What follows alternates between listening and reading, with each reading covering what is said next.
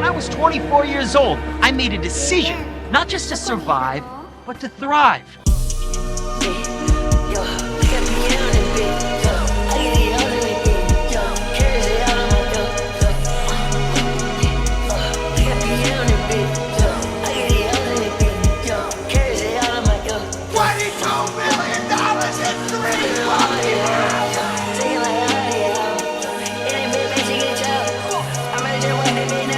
Pick up the phone and start dialing. I want you to